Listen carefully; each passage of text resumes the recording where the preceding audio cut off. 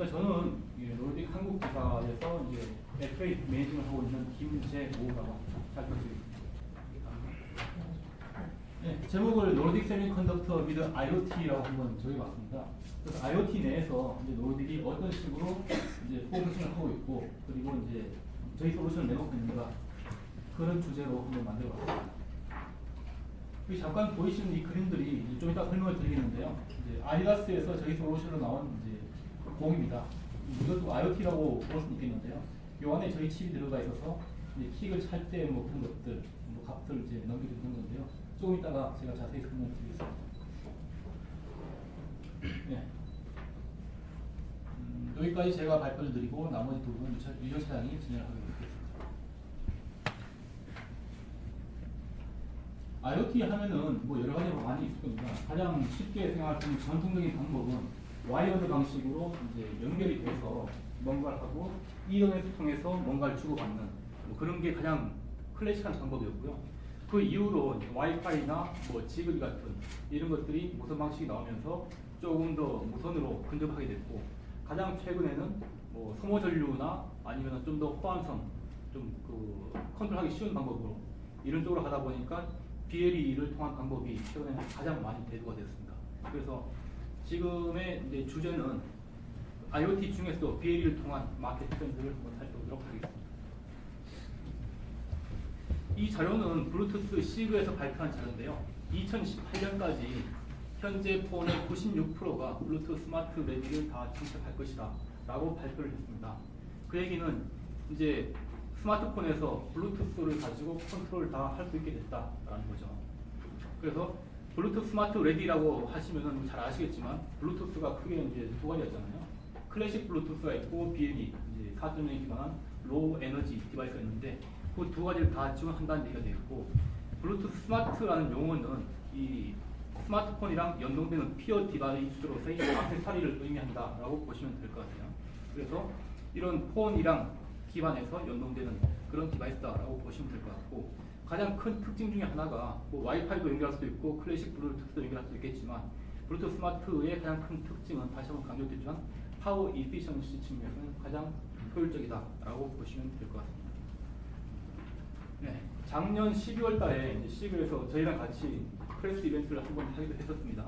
그때 주로 하드는 블루투스 스펙 4.2에 대해서 주로 발표를 했었는데요. 그걸 잠깐만 이제 저희들이 돌이켜서 다시 한번 짚고 넘어간다면 크게 세 가지로 이제 정리를 할 수 있는데요. 가장 큰 특징은 바로 여기에 되어 있습니다. IoT를 가능케 하는 스펙이 블루투스 4.2에 포함됐다라는 겁니다. 반대로 얘기를 하면은 블루투스에서도 IoT 시장을 엄청나게 크게 보고 있고, 그거에 대한 지원 방법의 일환으로 프로파일을 하나 추가를 하게 됐는데요. 그게 이제 IPSP라는 게 되겠습니다. 인터넷 프로토콜 서포트 프로파일의 약자인데요. 이 프로파일을 통해서 IPv6랑 커넥션을 맺게 되고, 그러면은 현재 인터넷 망을 통해서도 리모트로 컨트롤할 수 있다라는 게 되겠습니다. 그래서 맨 마지막에 보여드릴 데모도 그런 방법의 일환으로 여기서 저희 사무실에 있는 LED를 직접 켜고 하는 데모를 보여드리겠습니다. 나머지 두 개의 부분들은 뭐 좀 더 스마트해졌다. 그래서 보안 측면에서 뭐 정부에서 관리하는 그 정도 등급으로 보안이 강화됐다라는 게 하나 있었고요. 마지막으로 하나는 이제 그 패킷 사이즈를 10배 더 늘리고, 그래서 훨씬 더 많은 데이터를 전송하기 가능해졌겠죠. 그리고 스피드도 훨씬 더 빨라졌다. 최고 2.5배까지 빨라졌다라는 게 되겠습니다. 사실 이런 것들은 그렇게 새로운 얘기가 아닙니다. 왜냐하면 블루투스 스펙이 계속 이제 업그레이드 될 때마다 조금씩 개선이 됐던 거고요. 그래서 4.2에서 가장 핵심적인 기능이라고 하면 요 IPv6를 지원했다라는 게 가장 큰 이슈가 되겠습니다. 네, 그래서 그 얘기는 블루투스는 이제 IoT를 연동해서 점점 더 크게 기반을 확장해 나갈 것이다 라는 얘기가 될 것이고, 또 커스터머들이 실제로 그걸 원하고 있습니다. 그래서 시장은 점점 더 커질 것이다 라고 저희들은 확신하고 있습니다. ABI 리서치라는 데서 이제 발표한 자료인데요. 웨어러블이랑 스마트홈, 이제 BLE에 기반한 것들이죠. BLE에 기반한 웨어러블이랑 스마트홈에 대한 이제 수요가 얼마나 늘 것이냐라는 것을 한번 발표를 했습니다. 2013년, 2014년에는 이 정도에 그치는데 2018년에는 웨어블 쪽으로는 100만, 1000만, 1억이죠. 1억 4천만 개 정도가 나올 것이다. 비일이고요. 그리고 똑같이 스마트폰 이쪽 솔루션은 1억 8천만 개가 날 것이다. 그래서 합치면 3억 한 2천만 개 정도가 되겠죠. 이렇게 블루투스로 수요가 있을 것이다 라고 예측을 했고요. 상대적으로 와이파이 쪽을 보면은 그 증가 추이가 현저히 떨어집니다. 비엘이에 비해서요. 그래서 이런 식으로 예측을 하고 있고 현재 또 그만큼 맞아 떨어지고 있다라는 거죠. 최소한 이 추이만큼은 이제 확실히 이미 입증이 됐잖아요. 그래서 결국 더 많은 이제 블루투스 스마트 액세서리들이 나올 것이다 라는 얘기가 될 것이고요. 실제 이런 디바이스들이 이미 많이 나왔죠. 그러면은 이런 IoT 분위기에서 노르딕이 가는 방향이 과연 맞는가라는 쪽으로 한번 설명을 드리도록 하겠습니다. 이건 저희들이 지금까지 해왔던 이제 마켓 세그먼트인데요. 가장 저희들이 많이 해왔던 부분이 이런 PC 액세서리 시장이 되겠습니다. 우선 키보드 마우스가 저희 프로토콜을 가지고 전 세계 시장에 최소한 70% 이상은 점유한다라고 저희들이 보고 있습니다. 왜냐하면은 뭐 가장 전통적인 저희 충성도가 높은 카스터머들, 예를 들어서 로지텍, 마이크로소프트, HP 이런 업체들이 다 저희들의 칩을 쓰고 있거든요. 그래서 지금까지 이쪽을 가장 많이 주력을 해왔었고, 그리고 최근에 모바일 웨어러블 디바이스 쪽도 많이 하고 있습니다. AC 쪽도, AG 쪽도 예전에 많이 했었고요. 홈 일렉트로닉 디바이스 쪽, 뭐 조이스틱, 리모컨 이런 것들, 그리고 최근에는 많이 이제 스마트폰용으로 센서 네트워크도 많이 하고 있습니다. 그래서 이런 쪽으로 쭉 주력을 해왔는데요. 저희 레버뉴를 각각의 그룹별로 레버뉴를 따져보면은 이런 식으로 나올 수가 있습니다. 2012년부터 작년 말까지를 다 조합을 해봤는데요. 에이지 컨설팅 부분이 가장 옅은 색깔이고 중간에 보이는 게 디지털 스마트, 그리고 가장 진한 색이 프로프라이티 와이어리스, 즉 2.42가 아까 말씀드렸던 뭐 PC 액세서리, 무선 키보드 마우스도 되겠습니다. 그래서 전통적으로 프로프라이터리 영역이 가장 주로 대세였죠. 그러다가 최근에 2013년 말부터 작년 한 해까지를 쭉 보면은 블루투스 스마트의 비율이 현저히 높아지고 있습니다. 거의 지금 2014년 Q4를 보면은 오히려 전통적인 저희 시장 마켓보다 오히려 BLE 마켓이 더 커졌습니다.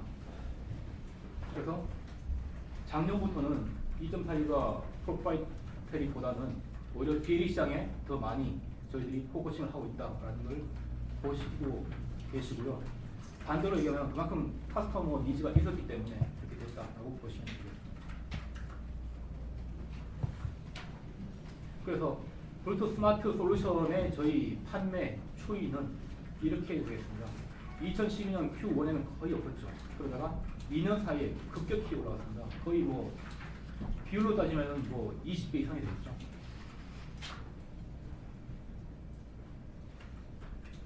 또 하나의 잣대로 저희가 뭐 지금 여기도 설명이 되어 있지만 NRF1 DK라는 저희 개발 툴이 있습니다. 저 안에 뭐 저희 주력 제품인 BLE 칩이랑 뭐 메쉬를 지원하는 엔트랑 이런 것들이 다 있는데요.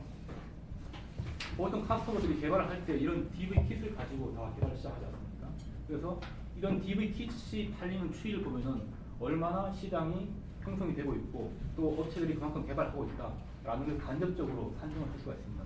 그래서 이 개발 키트의 판매 추이를 보면은 2011년도에는 3,400개 정도에 그쳤는데 2012년도에 거의 1.8배로 됐죠. 2013년에는 2배 이상이 늘었고요. 그런데 재밌는 것은 2013년에 토탈 1년 동안 이제 팔린 게 7,800개, 거의 8,000개까지 됐는데 2014년 상반기에 팔린 게 이미 10,000개를 넘었었습니다. 그리고 2014년 하반기에 팔린 게 또 10,000개를 넘었었고요. 그래서 2014년에는 8,000개에 그쳤다가 2014년도에는 2만 개 이상을 이제 넘었었습니다. 여기는 최소한 이제 2만 개 이상의 이제 카스터머들이 저희 걸 가지고 제품 개발하고 있다라는 얘기가 되겠죠. 최소한. 네. 그래서 저희들은 일단 IoT의 BLE를 이용한 시장에서 충분히 제대로의 트랙을 밟고 있다라는 게 설명이 됐을 것 같고요. 이러한 BLE를 이용한 IoT 시장에서 전망이 어떤 것들이 있는지, 어떤 쪽이 최근에 화두가 되고 있는지 잠깐 살펴보겠습니다. CES 전시회에 저희들이 부스를 크게 이번에 가지고 나가서 거기서 쭉 이제 두고 보고 그리고 이제 들어온 정보를 종합해 보면요. IPv6를 저희가 작년 12월 달에 이제 기자 간담회에서 발표한 이후로 그 솔루션에 대한 다운로드 횟수가 이제 2월 말까지 3,500회 이상을 기록했습니다. 그만큼 IPv6에 대한 관심이 높아졌다라는 얘기고요. 두 번째로는 무선 충전에 대한 그 관심이 폭증했습니다. 뭐 물론 그 이면에는 최근에 삼성폰에서 무선 충전 솔루션을 완전히 탑재를 했죠. 그것도 하나의 큰 계기가 되었지만은 지금 말씀드리는 이 리젠스라는 방법은 삼성에서 말하는 그 치이 방식이랑 완전히 다른 개념입니다. 그래서 치이 방식은 유도 방식이고 이 리젠스라는 방식은 이제 엄밀히 말하면 A4WP라는 방식인데요. 이제 공진 방식입니다. 공진 방식이라서 하나의 패드 위에 여러 개를 올릴 수도 있고 자유도가 높기 때문에 대충 던져놔도 충분한 그런 방식이죠. 그래서 이런 리젠스 무선 시장에 15개의 업체가 저희 솔루션을 가지고 CES에 참석을 했습니다.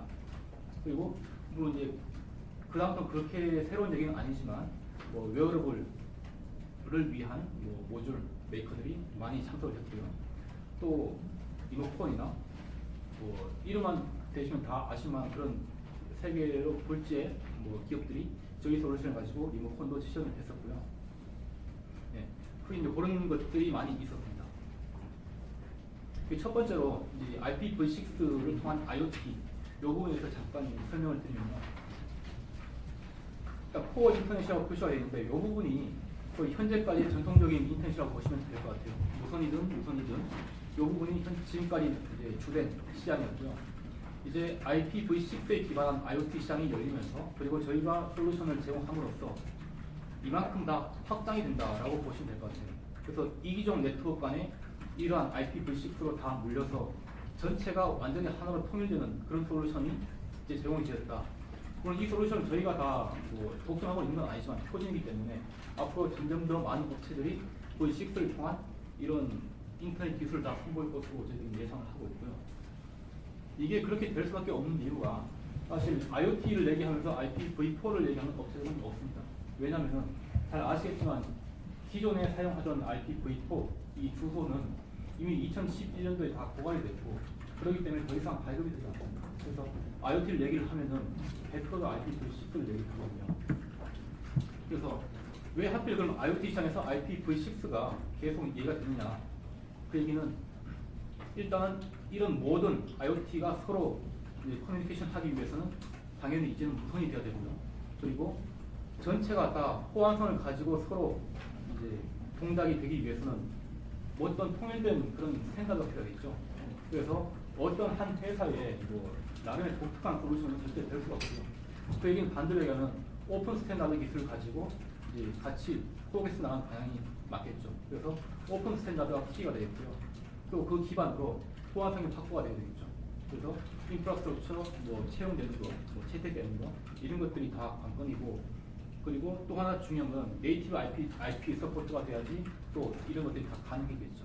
그래서 이런 것들을 모두 다 만족시킬 수 있는 유일한 방법이 IPv6를 통한 네트워크다라고 보시면 될 것 같습니다. 그래서 이런 모든 것들 꼭 BLE를 통한 방법일 필요는 없습니다. 뭐 지그비를 통해서든 뭐 G웨이브를 통해서든 와이파이를 통해서든 모든 것들이 다 가능하고요.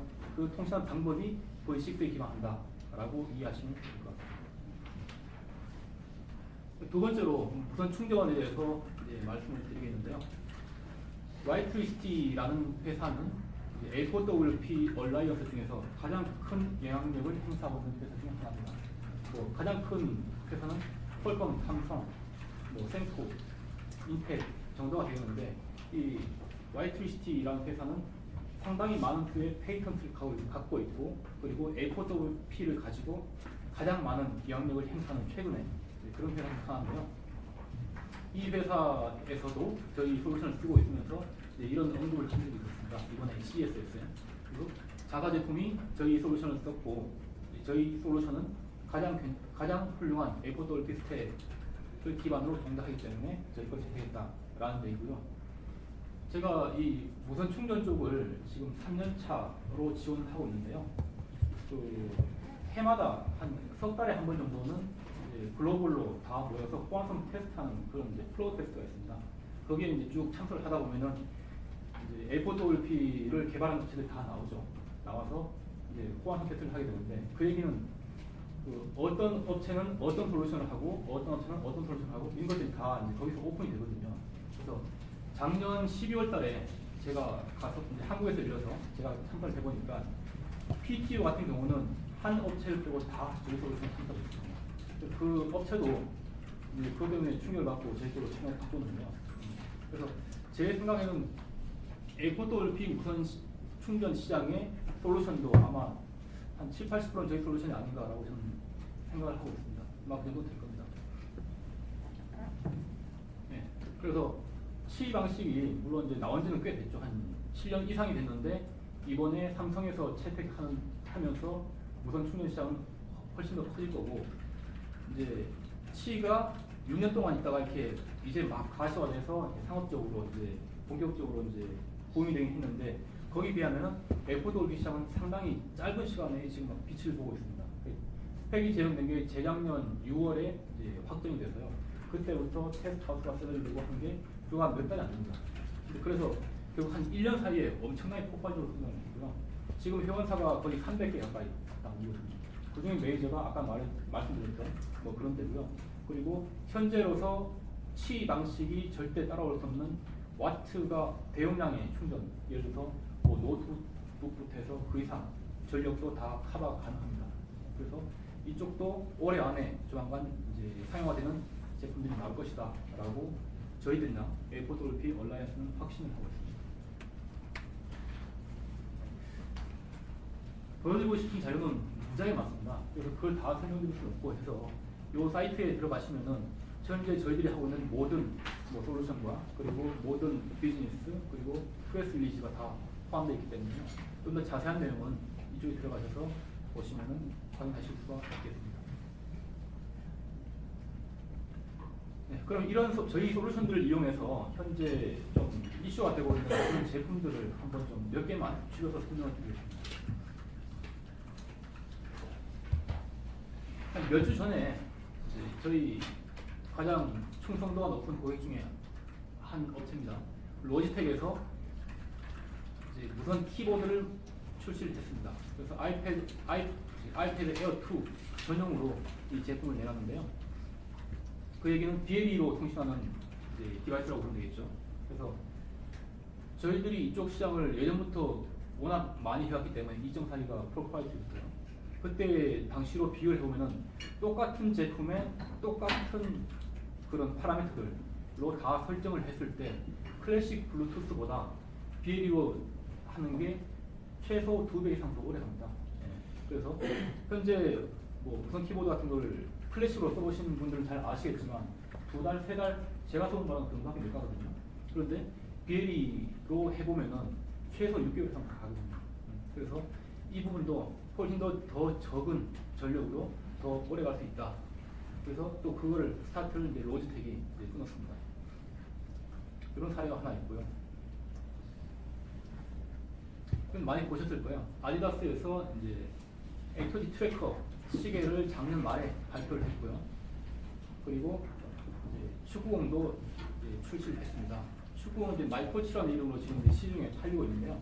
아까 맨 처음에 자료 그림에서 이제 보시는데 이 정 가운데에 이제 저희 칩이 들어가 있습니다. 그래서 선수들이 공을 뻥 찰 때 순간적인 파워 그리고 날아가는 궤적 그리고 속도 이런 것들 다 센싱합니다.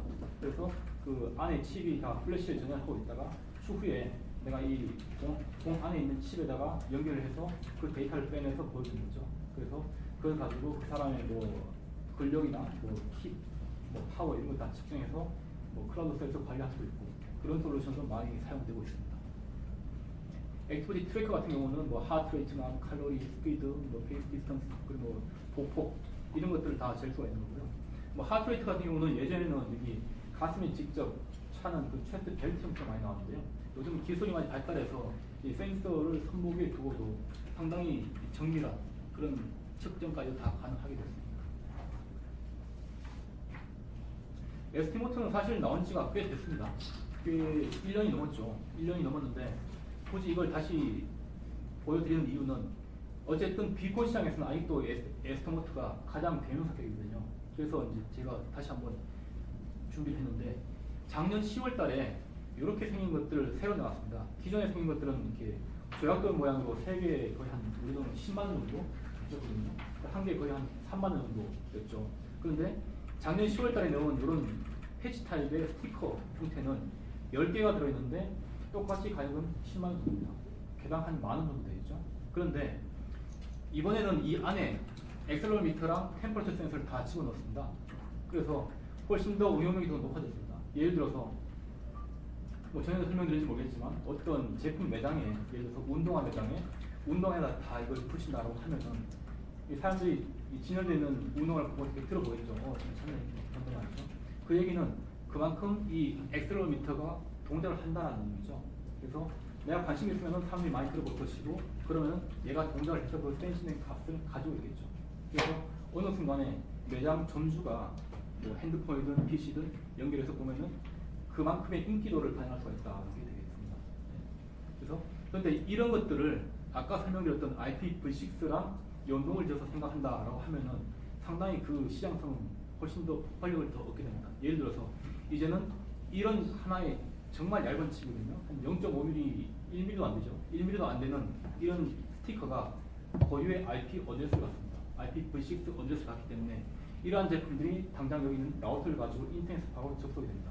그러면은 내가 현재 매장에서 이 제품을 막 보고 있는데 이것들이 클라우드 서비스를 거쳐가지고 어느 누군가는 그걸 가지고 전 글로벌로 전 세계적으로 얼마나 인기가 있는지 실시간으로 활용할 수가 있다는 거죠. 그리고 또 어떤 뭐 제품에 뭐 문제가 생겼다라고 했을 때 펌웨어 업그레이드를 실시간으로 멀티를 광범위하게 한꺼번에 다 쏠 수가 있다는 겁니다. 그래서 그런 시장도 이제는 가능하게 됐다라는 거고요. 이것도 몇 주 전에 발표된 자료인데요. 최근에 메쉬 네트워크라는 게 꽤 많이 대두하고 있습니다. 작년 하반기부터 이제 그런 말들이 많이 나오고 있는데요. 이 카산비라는 이제 핀란드 업체가 저희 솔루션을 가지고 이런 메쉬 네트워크를 다 가능하게 만들었습니다. BLE를 가지고는 순수한 메쉬 네트워크를 구성할 수가 없습니다. 이제 4사 중에 이제 어떤 경쟁사는 BLE로 뭐 메쉬를 구현했다고 하는데 메쉬 네트워크의 가장 기본적인 개념은 연결된 상태에서 서로 데이터를 주고받을 수 있어야 되는데요. 뭐 4사는 그런 게 아니거든요. 그래서 BLE로서는 실제 진정한 메쉬가 구현될 수 없고 그것들을 현재 BLE 시그에서 이제 그런 표준을 제정한다라고 하고 있고 워킹그룹에서 지금 하고 있습니다. 그래서 다른 말로 하면은 BLE 자체로서 현재로는 방법이 없고 다른 방법을 뭔가를 찾아야 되는데 저희 솔루션은 BLE가 지원되고 동시에 2.4기가 프로파이트도 지원됩니다. 그래서 BLE로 연결을 하고 있고 다른 의미 있는 데이터를 프로파이트 2.4기가로 주고받는다라고 이해하시면 될 것 같아요. 그래서 내가 어떤 다른 옆에 있는 LED, 램프가 켜졌는지 꺼져 있는지 다 체크를 해서 릴레이 형태로 다 주고받을 수가 있고 그리고 폰으로부터 받은 커맨드를 던져서 특정 포인트에 커맨드를 내릴 수가 있다는 거죠. 그래서 얘가 꺼져 있다라는 것을 이 스마트폰이 알 수 있고 그러면 켜라라는 명령을 릴레이로 계속 전달하게 됩니다. 그럼 얘는 켜야 될 수가 있고 또한 전통적인 방식으로 다 구현했습니다. 이제 스위치로도 다 제어를 할 수가 있고 이러한 이제 제어된 상태를 뭐 스마트폰이든 태블릿이든 클라우드든 다 받아서 컨트롤할 수 있다라는 게 됐고요. 이런 것들을 이 카산비는 저희 솔루션 다 구현해서 이제 언론에까지 다 내놨습니다.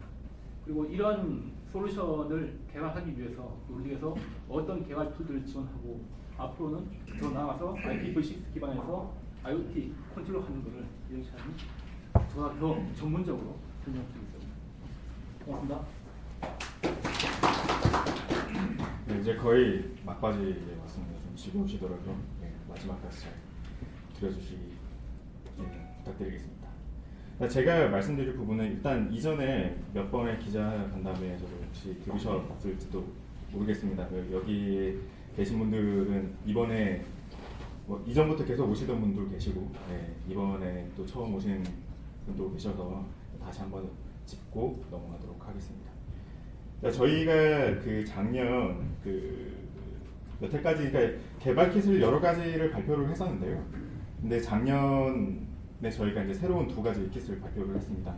네, 기존의 디바이스들의 문제점이라기보다는 사실 장점들만 모아가지고 하나의 새로운 키트를 만들었는데 그 키트가 이번에 지금 제가 설명드린 NRF 51 DK라는 그 제품하고 51 DK 동글이라는 제품을 소개해드리도록 하겠습니다.